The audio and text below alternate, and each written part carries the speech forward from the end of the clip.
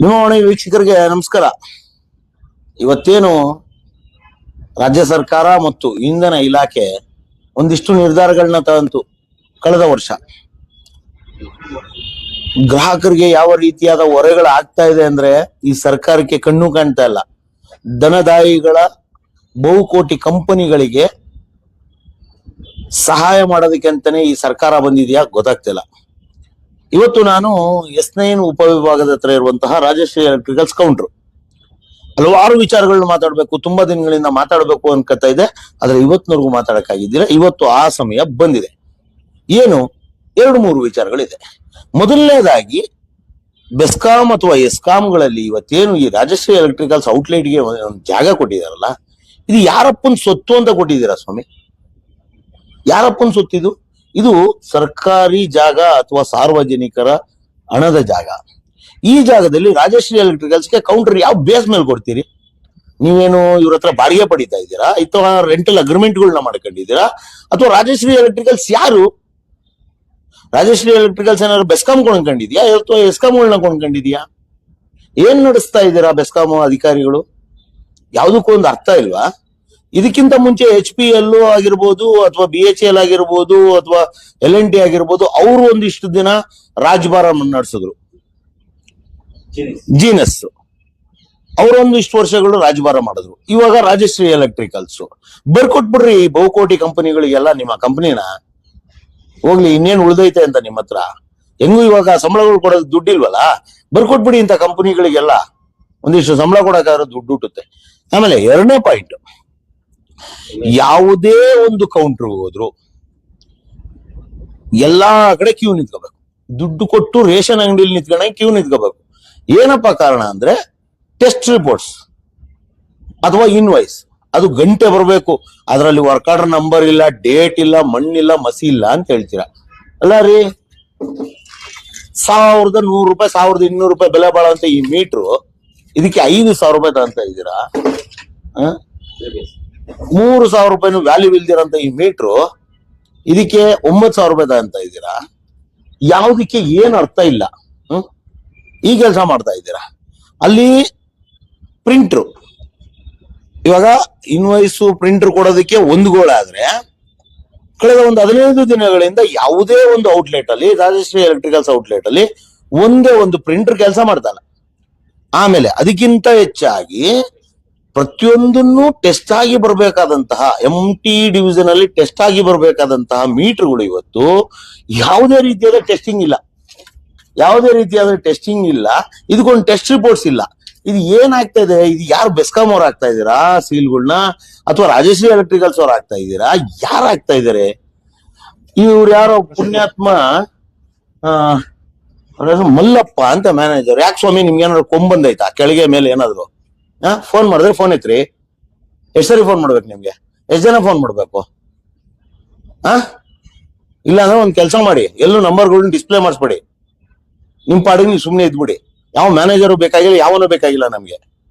ಒಂದ್ ಮ್ಯಾನೇಜರ್ ಅಂತ ಇದ್ದು ಅವನ ಆ ಹುದ್ದೆನ ನಿರ್ವಹಿಸ್ತಿದ್ದಾಗ ಒಬ್ಬ ಗ್ರಾಹಕನೋ ಅಥವಾ ಗುತ್ತಿಗೆದಾರನೋ ಫೋನ್ ಮಾಡಿದ್ರೆ ಫೋನ್ ಎತ್ಬೇಕು ಅಂತ ಯೋಗ್ಯತೆ ಇಲ್ದಿರೋರು ಫೋನ್ ನಂಬರೇ ಬರೀಬಾರ್ದು ಅಥವಾ ಮ್ಯಾನೇಜರ್ಗಳೇ ಆಗ್ಬಾರ್ದು. ನಿಮ್ ರಾಜಶ್ರೀ ಎಲೆಕ್ಟ್ರಿಕಲ್ಸ್ ಅವ್ರಿಗೆ ಎಷ್ಟು ಉಗಿದ್ರು ಮಾನ ಮರ್ಯಾದೆ ಕನಿಷ್ಠ ಇಲ್ಲ. ಅದ್ಯಾರು ಮ್ಯಾನೇಜರ, ಸೂಪರ್ವೈಸರ, ಯಾರದು? ನಾವು ಬಂದು ಇಲ್ಲಿ ಪಾಪ ಅಮಾಯಕ ಹುಡುಗರ ಮೇಲೆ ನಾವ್ ಎಗರಾಡ್ಬೇಕು. ನಿಮ್ಗೇನ್ ಮಾನ ಮರ್ಯಾದೆ ಇಲ್ವಾ? ಒಂದು ಸರಿ ಹೇಳಿದ್ರೆ ತಿಳ್ಬೇಕು. ಕೊಡೋ ದುಡ್ಡು ಕೊಟ್ಟು ಇದ್ಯಾವ್ದ್ರಿ ಇದು ಕರ್ಮ ನಮ್ಗೆ? ಇವತ್ತು ನೋಡಿ ಪಾಪ ಸೀನಿಯರ್ಸು, ಇವ್ರು ಹ್ಯಾಂಡಿಕ್ಯಾಪ್ಟ್, ಇವರು ಸೀನಿಯರ್ ಸಿಟಿಜನ್ ನಿಂತಿದ್ದಾರೆ. ಇವ್ರಿಗೆಲ್ಲ ಎಷ್ಟು ತೊಂದರೆ ಆಗ್ತದೆ. ಇವಾಗ ಇನ್ವೆಸ್ಟ್ ಬರ್ತಾ ಇದೆಯಾ ಸರ್ ಇಲ್ಲಿ? ಇಲ್ಲ, ಬರ್ತಾ ಇಲ್ಲ. ಎಷ್ಟು ದಿನದಿಂದ ಬರ್ತಾ ಇಲ್ಲ? ಒಂದು ವಾರದಿಂದ ಬರ್ತಾ ಇಲ್ಲ. ಯಾಕೆ ಬರ್ತಾ ಇಲ್ಲ? ಒಂದೇ ಇನ್ನ ಟೆಸ್ಟ್ ರಿಪೋರ್ಟ್ ಆಗಿಲ್ಲ ಅಂತ ಹೇಳಿ. ಅಲ್ಲ, ಇದು ಪ್ರಿಂಟರ್ ಏನ್ ಪ್ರಾಬ್ಲಮ್? ಪ್ರಿಂಟರ್ ಒಂದ್ ತಿಂಗಳಿಂದ ಇಲ್ವಲ್ಲ. ವಾಟ್ಸ್ಆಪ್ ಬರ್ತಾವ್ರೆ. ಏನ್ ಮಾಡ್ತಾ ಇದಾರೆ? ವಾಟ್ಸ್ಆಪ್ ಬರ್ತಾವ್ರೆ. ನಾವು ಪ್ರಿಂಟ್ ತಗೋಬೇಕು. ಅಲ್ಲಿ ಪ್ರಿಂಟ್ ತಗೋಬೇಕಾದ್ರೆ ಒಂದ್ ಟೈಮ್ ತಗೋಕಾಗಲ್ಲ. ವಾಟ್ಸ್ಆಪ್ ತಗೊಂಡು ಪ್ರಿಂಟ್ ಕೊಟ್ಟು ಪ್ರಿಂಟ್ ತಗೋಬೇಕು. ಪ್ರಿಂಟ್ ಬೇರೆ ಅದನ್ನ ಇವ್ರು ಪ್ರಿಂಟ್ ಕೊಡಲ್ಲ. ನೋಡಿ, ಈ ತರ ಪ್ರಿಂಟರ್ ಇಲ್ಲ ಇಲ್ಲಿ. ಇಲ್ಲ. ಇನ್ ಯಾವ ಪರಮ ಸುಖಕ್ಕೆ ಇವರು 5000 ಮೀಟರ್ ದುಡ್ಡು ಅಂತ ಇದಾರೆ? ಎಷ್ಟು ಇದ್ ಮಾಡಿದ್ರು ರೆಸ್ಪಾನ್ಸ್ ನಾಳೆ ಅಂತ ಒಂದ್ ತಿಂಗಳಿಂದ ಇಲ್ವಲ್ಲ. ಆಮೇಲೆ ಇವಾಗ ಯಾವ ಔಟ್ಲೆಟ್ ಕೊಡ್ತಾ ಇಲ್ಲ. ಏನ್ ಗೊತ್ತಾ, ಇವರು ಮೀಟರ್ ತಗೊಂಡ್ಮೇಲೆ ಮೀಟರ್ ಫಿಟ್ ಮಾಡೋದಕ್ಕೆ ಅಥವಾ ಅದೇನು ಕಾನ್ಫಿಗರೇಷನ್ ಅಂತ ಹೇಳ್ತಾರೆ. ಆ ಕಾನ್ಫಿಗರೇಷನ್ ನೀವು ಮಾಡ್ಕೋಬೇಕಾ ಅಥವಾ ರಾಜಶ್ರೀ ಎಲೆಕ್ಟ್ರಿಕಲ್? ಅದಕ್ಕೆ ನೀವು ಫೋನ್ ನಂಬರ್ ಕೊಟ್ಟು ಲೊಕೇಶನ್ಗಳು ಕೊಟ್ಟು ಅವ್ರು ಕರ್ಕೊಂಡ್ಬಂದು ಎಲ್ಲ ಮಾಡ್ತಾರೆ. ಇದು ಅವ್ರ ಕೆಲಸ. ಅದೇ ಈ ಒಂದು ವಿಡಿಯೋ ಮುಖಾಂತರ ಇನ್ನೊಮ್ಮೆ ಕನ್ಫರ್ಮ್ ಮಾಡ್ತಾ ಇದ್ದೀನಿ. ಆಲ್ರೆಡಿ ನಾನು ತುಂಬಾ ಸರಿ ಹೇಳಿದ್ದೀನಿ, ಯಾವುದೇ ಒಂದು ಮೀಟರ್ನ ಪರ್ಚೇಸ್ ಮಾಡಿದ ಮೇಲೆ ಅದು ರಾಜಶ್ರೀ ಎಲೆಕ್ಟ್ರಿಕಲ್ಸ್ ಮತ್ತು ಬೆಸ್ಕಾಂನವರ ಜವಾಬ್ದಾರಿ. ಅದಕ್ಕೆ ಕಾನ್ಫಿಗರೇಷನ್ ಮಾಡ್ತಿರೋ, ನೀವು ಸೀಲೆ ಹಾಕತ್ತಿರೋ, ಇಲ್ಲ ಹಂಗೆ ಬಿಡ್ತಿರೋ, ಏನಾರು ಮಾಡ್ಕೊಳ್ಳಿ, ಅದು ನಿಮ್ಮ ಹಣೆ ಬರ. ಆಯ್ತಾ? ಒಂದು ಮೀಟರ್ ಅಂತ ತಗೊಂಡೋಗಿ ಕನ್ಸ್ಯೂಮರ್ ಫಿಟ್ ಮಾಡ್ಕೊಂಡ್ಮೇಲೆ ಅದಕ್ಕೆ ಬಂದು ರೆಸ್ಪಾಂಡ್ ಮಾಡಿ ಲೊಕೇಶನ್ ಕಳಿಸಿ ಕರ್ಕೊಂಡೋಗಿ ಗಾಡಿಲಿ ಕೂರ್ಸ್ಕೊಂಡು ಕರ್ಕೊಂಡೋಗಿ ಬಿಡೋವಾಗ ಊಟಕ್ಕೆ, ತಿಂಡಿಗೆ, ಕಾಪಿಗೆ, ಟೀಗೆ ದುಡ್ಡು ಕೊಡಿ, ಇವೆಲ್ಲ ನಾಟಕಗಳು ಬೇಡ. ಪ್ರೀತಿ ಇದ್ರೆ ನಾವೇ ಎತ್ತಿ ಕೊಡ್ತೀವಿ, ಕನ್ಸ್ಯೂಮರೇ ಎತ್ತಿ ಕೊಡ್ತಾರೆ. ಪ್ರೀತಿ ಇದ್ರೆ ನೀವು ಮಾಡಿರೋ ಕಚಡಾ ಕೆಲ್ಸಕ್ಕೆ 50 ರೂಪಾಯಿನೂ ಕೊಡಲ್ಲ ಯಾರು. 1000 ರೂಪಾಯಿ ಮೀಟರ್ನ 5000 ರೂಪಾಯಿ ಮಾಡ್ತಿದ್ರೆ ಯಾವನ್ರಿ ಕೊಡ್ತಾನೆ ಯಾವನಾದ್ರು? ಇವತ್ತು ನೋಡಿ ಪಾಪ ಇವರು ಹ್ಯಾಂಡಿಕ್ಯಾಪ್ಟ್, ಇವರು 1 hour ಇಂದ ನಿಂತಿದ್ದಾರೆ. ಎಲ್ಲರೂ ಕನ್ಸ್ಯೂಮರ್ಸ್ ಬಂದಿದ್ರು, ನಿಂತಿದ್ದಾರೆ. ಏನು ಅಂದ್ರೆ ಅಲ್ಲಿ ಪ್ರಿಂಟರ್ ಬರ್ತಲ್ಲ, ಇವ್ರಿಗೆ ಇವಾಗ ಪ್ರಿಂಟರ್ ಬೇಕು. ಸರ್ ಏನ್ ಪ್ರಾಬ್ಲಮ್ ಆಗಿದೆ ಸರ್? ಸರ್ ಇಲ್ಲಿ ಬಂದಾಗ ಸಿಂಗಲ್ ಫೇಸ್ ಪಕ್ಕಗಳನ್ನ ಕೊಡ್ತಾ ಇದಾರೆ, 3 ಫೇಸ್ ಕೊಡ್ತಾ ಇದಾರೆ, ರೆಸಿಪ್ಟ್ ಕೊಡ್ತಾ ಇಲ್ಲ, ಟೆಸ್ಟ್ ಸರ್ಟಿಫಿಕೇಟ್ ಕೊಡ್ತಾ ಇಲ್ಲ. ಏನಕ್ಕೆ? ಪ್ರಿಂಟರ್ ಇಲ್ಲ. ಇಲ್ಲಿ ಲೇಬರ್ ಶಾರ್ಟೇಜ್ ಅವ್ರಿಗೆ, ಒಬ್ಬರೇ ಇರೋದ್ರಿಂದ ಎಷ್ಟೊತ್ತು ಮಾಡಕ್ಕಾಗತ್ತೆ? ಒಬ್ಬರು ಒಂದು ಮೀಟರ್ ಕೊಡೋದಕ್ಕೆ ಕನಿಷ್ಠ ಪಕ್ಷ 15ರಿಂದ 20 ನಿಮಿಷ ಆಗ್ತಾ ಇದೆ. ಅದರಲ್ಲಿ ವರ್ಕ್ ಆರ್ಡರ್ ನಂಬರ್ ಎಂಟ್ರಿ ಮಾಡಬೇಕು, ಸೀರಿಯಲ್ ನಂಬರ್ ಎಂಟ್ರಿ ಮಾಡಬೇಕು. ಇದರಿಂದ ಒಬ್ಬರೇ ಇದ್ದಾರೆ, ಅವ್ರ ಜೊತೆಗೆ ಇನ್ನೊಬ್ರು ಕೊಡ್ಬೋದಾಗಿತ್ತಲ್ಲ. ಅವರಲ್ಲಿ ಬಂಡವಾಳಶಾಹಿಗಳಲ್ಲ, ದುಡ್ಡು ಮಾಡೋದ್ರ. ಈಗ ಒಟ್ಟಿನಲ್ಲಿ ಗುತ್ತಿಗೆ ಎಲ್ಲೇ ಹೋಗೋ ಗುತ್ತಿಗೆದಾರನಿಗೆ ಕಷ್ಟ, ಗುತ್ತಿಗೆದಾರ ತೊಂದರೆ ಅನುಭವಿಸ್ಬೇಕು. ಆ ಕಡೆ ಕನ್ಸ್ಯೂಮರ್ ನೋಡೋದ, ಈ ಕಡೆ ನಾವು ಬೆಸ್ಕಾಂ ಆಫೀಸ್ಗಳು ಸುತ್ತೋದ. ಈ ತೊಂದರೆಗಳಿಂದ ಅಲ್ಲಿ ಟೆಸ್ಟ್ ಸರ್ಟಿಫಿಕೇಟ್ ಇಲ್ಲ ಅಂದ್ರೆ ಜೈಗಳು ಸರ್ವಿಸ್ ಕೊಡಲ್ಲ ಅಂತಾರೆ. ಯಾಕ್ರಿ ನೀವು ದುಡ್ಡು ಕೊಟ್ಟು ತೊಂದಿರಲ್ಲ, ಸರ್ಟಿಫಿಕೇಟ್ ಇಲ್ಲಿ ಅಂತ ಕೇಳ್ತಾರೆ. ಇದಕ್ಕೇನು ಉತ್ತರ ಕೊಡ್ಬೇಕು ನಾವು? ಅವಾಗ ಏನ್ ಹೇಳ್ತಾ ಇದ್ರಿ ಜೈಗೆ? ಸರ್ ಏನೋ ಒಂದು ಮಾಡಿ, ಈಗ ಕಷ್ಟಕ್ಕೆ ಏನೋ ಒಂದು ಮುಂದೆ ತಂದು ಕೊಡ್ತೀವಿ, ರಾಜಶ್ರೀ ಎಲೆಕ್ಟ್ರಿಕಲ್ ಹೇಳಿದ್ದಾರೆ ಕೊಡ್ತೀವಿ ಅಂತ. ಈ ಸದ್ಯಕ್ಕೆ ಗುತ್ತಿಗೆದಾರರಿಗೂ ತೊಂದರೆ ಆಗ್ಬಾರ್ದು, ಕನ್ಸ್ಯೂಮರ್ಗೂ ತೊಂದರೆ ಆಗ್ಬಾರ್ದು. ಹಾಗಾಗಿ ಅದು ಅನುಕರಣೆ ಮಾಡ್ಕೊಂಡು ಹೋಗ್ತಾ ಇದೀವಿ, ಅನುಸರಿಸ್ಕೊಂಡು ಹೋಗ್ತಾ ಇದೀವಿ. ಸರ್ ಇವಾಗ ಕಳೆದ 1 ವರ್ಷದಿಂದ ಡಿಸೆಂಬರ್ 17ಕ್ಕೆ 1 ವರ್ಷ ಆಯ್ತು. OCCC ಅನ್ನೋ ಒಂದು ವಿಡಂಬೂತನ ತಾಮೊಂದು ಕರ್ನಾಟಕದ ಜನತೆ ಎದೆ ಮೇಲೆ ಮತ್ತು ತಲೆ ಮೇಲೆ ಆಗ್ಬಿಟ್ಟಿದೆ ಸರ್ಕಾರ. ಇದ್ರ ಬಗ್ಗೆ ನೀವೇನ್ ಹೇಳ್ತೀರಾ ಸರ್? ಇವತ್ತು ನಿಮಗೆ ಎಷ್ಟು ಅನಾನುಕೂಲ ಆಗಿದೆ ಮತ್ತು ಸಾರ್ವಜನಿಕರಿಗೆ ಎಷ್ಟು ಅನಾನುಕೂಲ ಆಗಿದೆ? ಸರ್ ಇದನ್ನ ನಮ್ಮ ಘನ ಸರ್ಕಾರದವರು ಸುಪ್ರೀಂ ಕೋರ್ಟ್ಗೆ ಒಂದು ಅಫಿಡವಿಟ್ ಕೊಡ್ಬೋದಾಗಿತ್ತು. ಏನು ಅಂತಂದ್ರೆ, ಇದುವರೆಗೂ ಟೆಂಪರರಿ ಕೊಟ್ಟು ಮನೆಗಳು ಏನೇನ್ ಕಟ್ಟಿದಾರೋ ಅದಕ್ಕೆ ಒನ್ ಟೈಮ್ ರಿಲ್ಯಾಕ್ಸೇಷನ್ ಅಂತ ಕೊಟ್ಬಿಟ್ಟು, ಮುಂದಕ್ಕೆ ನೀವೇನು GBA ಮಾಡಿದಿರೋ ಮತ್ತೊಂದು ಮಾಡಿದಿರೋ ಅದಕ್ಕೆ ಏನ್ ಪ್ಲಾನ್ ಸ್ಯಾಂಕ್ಷನ್ ಕೊಡ್ತಿರೋ ಅದ್ರ ಪ್ರಕಾರ ಕಟ್ಟೋದಿಕ್ಕೆ ನೀವು ಅಧಿಕಾರಿಗಳನ್ನ ಬಿಟ್ಟು ಅಧಿಕೃತವಾಗಿ ಕಟ್ಟದೇ ಇರೋಂತ ನೋಡ್ಕೊಳ್ಳೋ ಜವಾಬ್ದಾರಿ ಘನ ಸರ್ಕಾರದ್ದು. ಇವಾಗ ಕಟ್ಟಿರೋದಕ್ಕೆ ಟೆಂಪರರಿ ಕೊಟ್ಟಿದ್ದೀರಲ್ವಾ, ಅದಕ್ಕೆಲ್ಲ ಕ್ಲಿಯರ್ ಮಾಡಬಹುದಲ್ವಾ? ಏನು ಕ್ರಮ ತಗೊಳ್ತಾ ಇದ್ದೀರಾ? ನಮ್ ಗುತ್ತಿಗೆದಾರರು 6 ತಿಂಗಳಿಂದ ಆಟೋ ಓಡಿಸೋದು, ತರಕಾರಿ ಮಾರ್ಕೊಂಡು ಜೀವನ ಮಾಡ್ತಾ ಇದಾರೆ. ಅದು ಇಲ್ಲಿಂದ ನೇಣ ಹಾಕೊಳ್ಳೋ ಸ್ಥಿತಿಗೆ ಬಂದಿದ್ದಾರೆ ಇವತ್ತು ಗುತ್ತಿಗೆದಾರರು. ಇದಕ್ಕೆ ಉತ್ತರ ಘನ ಸರ್ಕಾರವೇ ಕೊಡ್ಬೇಕು. ಸರ್ ಇವಾಗ ಒಂದು ಕಡೆ ಹೇಳ್ತಾರೆ ಮನೆಗಳು ಕೊಡ್ತೀವಿ, ಇನ್ನೊಂದು ಕಡೆ ಹೇಳ್ತಾರೆ ಅಂಗಡಿಗಳು ಕೊಡಲ್ಲ, ಮತ್ತೆ ಇದಕ್ಕೆ ಪವರ್ ಕೊಡಲ್ಲ ಅಂತಾರೆ. ಇದ್ರ ಬಗ್ಗೆ ಏನ್ ಹೇಳ್ತೀರಿ ಸರ್? ನೀರು, ವಿದ್ಯುತ್ ಮೂಲಭೂತ ಸೌಲಭ್ಯಗಳು ಅದನ್ನ ಇಲ್ಲ ಅನ್ನೋದಕ್ಕೆ ನಮ್ಮ ಸಂವಿಧಾನದಲ್ಲಿ ಇಲ್ಲ. ನೀವು ಅದನ್ನ ಯಾವ ರೀತಿ ತಗೊಂಡ್ರಿ? ಅದಕ್ಕೆ ನೀವು ಯಾಕೆ ಸುಪ್ರೀಂ ಕೋರ್ಟ್ಗೆ ಅಫಿಡವಿಟ್ ಹೋಗ್ಬಾರ್ದಾಗಿತ್ತು? ಯಾಕೆ ಹೋಗಿಲ್ಲ ಇದುವರೆಗೂ? ಬೇರೆ ರಾಜ್ಯಗಳಲ್ಲಿ ಇನ್ನೂ ಅದನ್ನ ಅನುಸರಿಸಿಲ್ಲ, ನೀವೇ ಯಾಕೆ ಮುತುವರ್ಜಿ ವಹಿಸಿದ್ರಿ? ಯಾಕೆ ಕಂಡಮ್ ಆಫ್ ಕೋರ್ಟ್ ಆಗತ್ತಾ?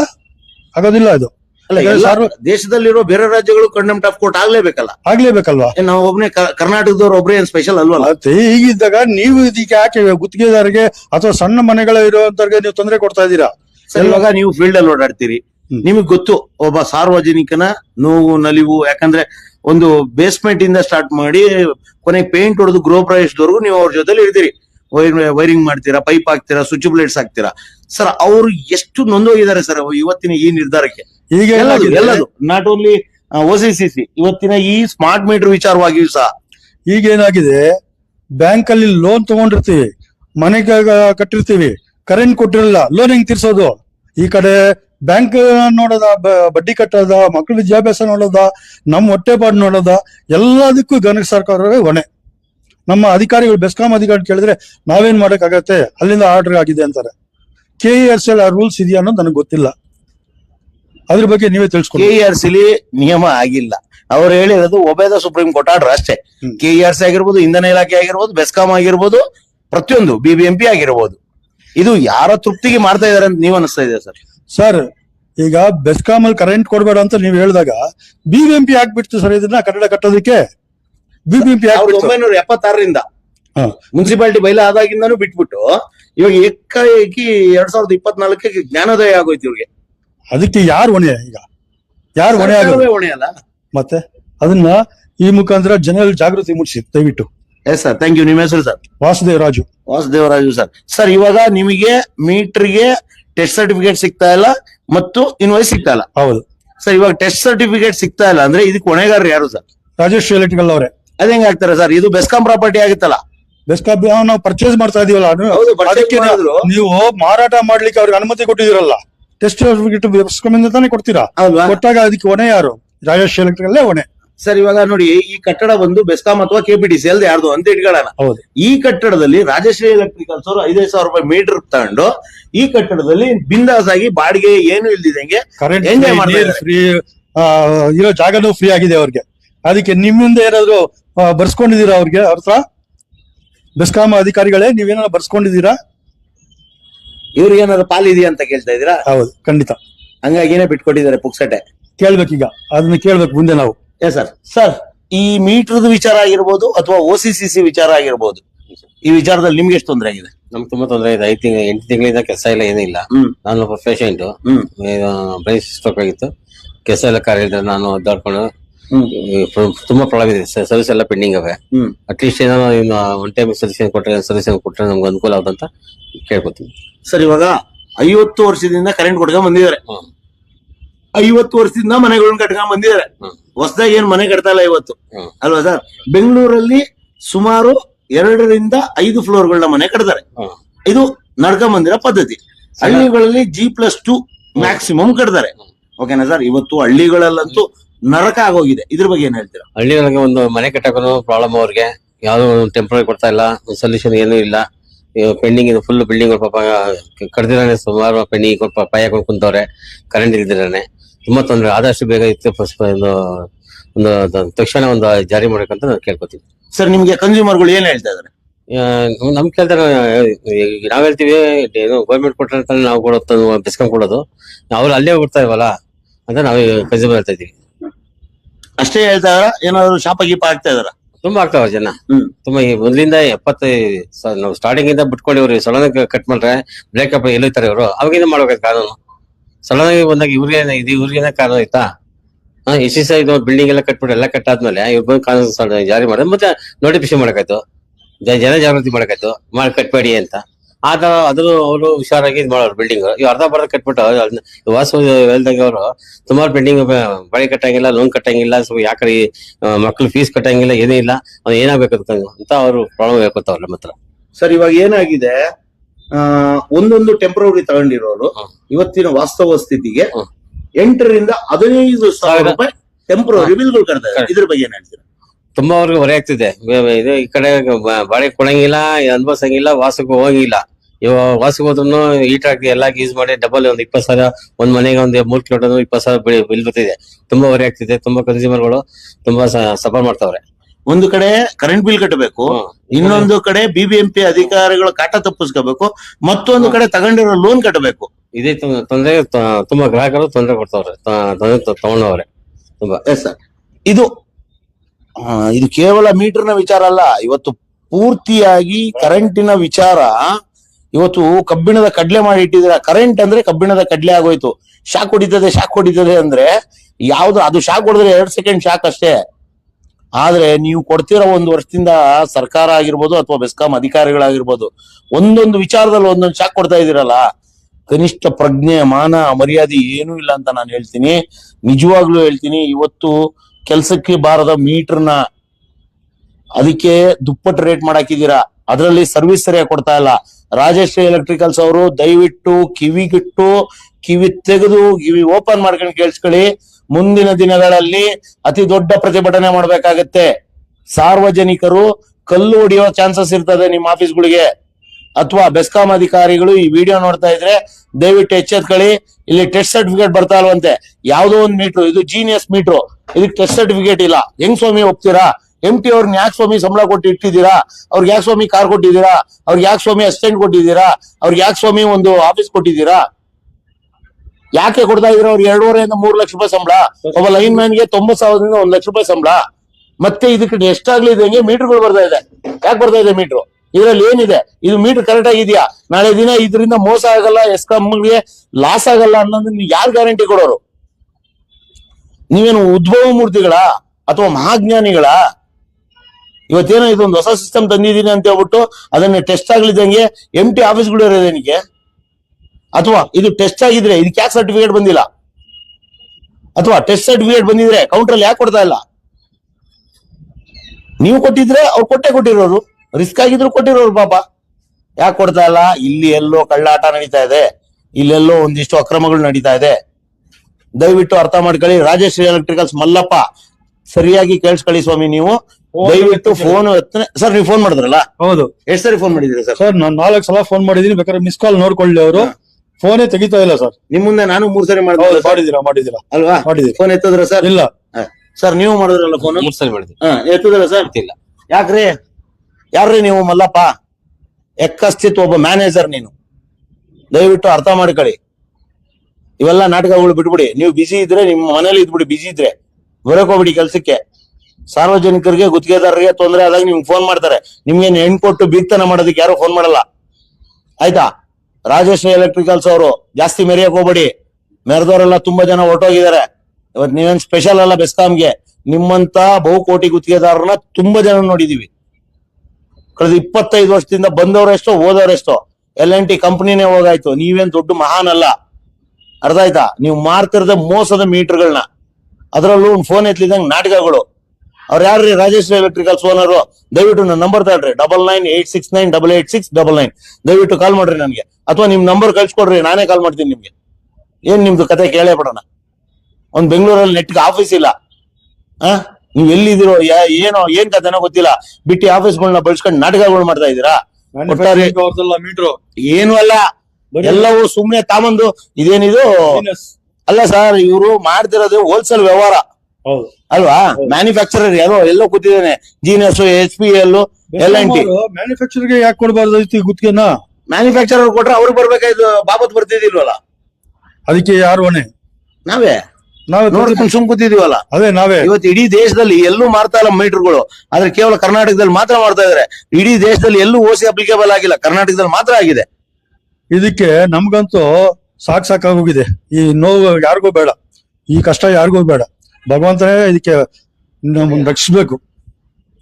ಎಸ್, ರಾಜಶ್ರೀ ಎಲೆಕ್ಟ್ರಿಕಲ್ಸ್ ಅವರು ದಯವಿಟ್ಟು ಅರ್ಥ ಮಾಡ್ಕೊಳ್ಳಿ. ಈ ಮೀಟರ್ಗಳಿಗೆ ಟೆಸ್ಟ್ ಸರ್ಟಿಫಿಕೇಟ್ಸ್ ಇರಬೇಕು. ಬಿಡಿ, ರಾಜಶ್ರೀ ಎಲೆಕ್ಟ್ರಿಕಲ್ಸ್ ಹೇಳೋದ್ರಲ್ಲ ಅರ್ಥವೇ ಇಲ್ಲ. ಅವ್ರು ದುಡ್ಡು ಮಾಡಕ್ ಬಂದಿದ್ದಾರೆ, ದುಡ್ಡು ಮಾಡ್ತಾ ಇದಾರೆ ಅಷ್ಟೇ. ಬೆಸ್ಕಾಂ ಅಧಿಕಾರಿಗಳು ಮೀಟರ್ MT ಯಾರು? ಮಲ್ಲಪ್ಪ ಅವರ ಯಲ್ಲಪ್ಪ ಅವರ, ದಯವಿಟ್ಟು ಎಚ್ಚೆತ್ಕೊಳ್ಳಿ. ಇದೆಲ್ಲ ಅಕ್ರಮ ನಡೀತಾ ಇದೆ. ಆದಷ್ಟು ಬೇಗ ಇದು ಕ್ಲಿಯರ್ ಆಗಬೇಕು. ಇದಕ್ಕೊಂದು ಟೆಸ್ಟ್ ಸರ್ಟಿಫಿಕೇಟ್ ಕೊಡ್ತಾ ಇಲ್ಲ, ಟೆಸ್ಟ್ ಸರ್ಟಿಫಿಕೇಟ್ಸ್ ಬರಬೇಕು. ಆಮೇಲೆ ಮೀಟರ್ ಇನ್ಸ್ಟಾಲ್ ಮಾಡೋಂಥವ್ರು, ಕಾನ್ಫಿಗರೇಷನ್ ಮಾಡೋಂಥವ್ರು, ನೀವು ಸ್ವತಃ ಜಾಗಕ್ಕೆ ಬಂದು, ನಿಮ್ಗೆ ಅಡ್ರೆಸ್ ಬೇಕು ಅಂದ್ರೆ ನಿಮ್ಮ ಕಂಪ್ಯೂಟರ್ ಅಲ್ಲಿ ಇರ್ತದೆ, ಇಸ್ಕೋಬೇಕು ಡೀಟೇಲ್ಸ್, ಬಂದು ಮಾಡಬೇಕು. ನಿಮ್ಗೆ ಸಂಬಳ ಕೊಟ್ಟಿಲ್ಲ ಅಂದ್ರೆ ಅದು ನಿಮ್ ಕರ್ಮ. ನಿಮ್ಮನ್ನ ಯಾರು ಬೊಟ್ಟಿಟ್ಟು ಇಲ್ಲಿ ಕರೆದಿಲ್ಲ. ಬಂದು ರಾಜಶ್ರೀ ಎಲೆಕ್ಟ್ರಿಕಲ್ಸ್ ಅಲ್ಲಿ ಕೆಲಸ ಮಾಡಿ ಅಂತ ದಯವಿಟ್ಟು ಆದಷ್ಟು ಬೇಗ ಈ ಪ್ರಾಬ್ಲಮ್ ಕ್ಲಿಯರ್ ಆಗ್ಲಿ. ಪ್ರಿಂಟ್ಔಟ್ ಬರ್ಲಿ. ಏನ್ ಪ್ರಿಂಟ್ಔಟ್ ತಗೊಳೋದಕ್ಕೆ ನಮ್ಗೇನು ಹುಚ್ಚತ್ತಿಲ್ಲ. ಹೋಗಿ ಅಲ್ಲೆಲ್ಲ ಪ್ರಿಂಟ್ಔಟ್ ತಗೊಳೋದಕ್ಕೆ ಪ್ರಿಂಟ್ಔಟ್ ಕೊಡ್ಬೇಕು. ಬಿಲ್ ತಗೊಂಡ್ಮೇಲೆ ಪ್ರಿಂಟ್ಔಟ್ ಕೊಡ್ಬೇಕು. ಇಲ್ಲ ಏನು ವಾಟ್ಸ್ಆಪ್ ಮಾಡಿರ್ತೀರ ಅದನ್ನೇ ವಾಟ್ಸ್ಆಪ್ ಬೆಸ್ಕಾಂ ಕಳಿಸ್ತೀವಿ, ಸ್ವೀಕರಿಸಿ. ನಮ್ಗೇನಾಗಬೇಕು ಅಲ್ವಾ ಸರ್? ಟೆಸ್ಟ್ ಸರ್ಟಿಫಿಕೇಟ್ ಇಲ್ವಲ್ಲ ಸರ್? ಟೆಸ್ಟ್ ಸರ್ಟಿಫಿಕೇಟ್ ವಾಟ್ಸ್ಆಪ್ ಮಾಡಿ. ಬಂದಿಲ್ವಲ್ಲ? ಅದೇ ಬಂದಿಲ್ಲ. ಇವಾಗ ಅದನ್ನ ಅಬ್ಜೆಕ್ಷನ್ ಮಾಡಿದ್ರೆ ದಯವಿಟ್ಟು ವಿಡಿಯೋ ತೋರಿಸಿ. ಯಾರು ಕೇಳ್ತಾರಲ್ಲ AEG ಅವ್ರಿಗೆ ವಿಡಿಯೋ ತೋರಿಸಿ. ಇಲ್ಲ ಅವ್ರ ಕಾರ್ಪೊರೇಟ್ ಆಫೀಸ್ ಅವ್ರು ಮಾತಾಡಕ್ಕೆ ಹೇಳಿ, ಇಲ್ಲ MT ಅವ್ರು ಮಾತಾಡಕ್ಕೆ ಹೇಳಿ. ನಮ್ಗೇನ್ ಸಂಬಂಧ? ಅದು ನಮ್ಗೆ ಸರ್ವಿಸ್ ಅಲ್ವಾ? ಸರ್ವಿಸ್ ಕೊಡಿ. Yes, thank you.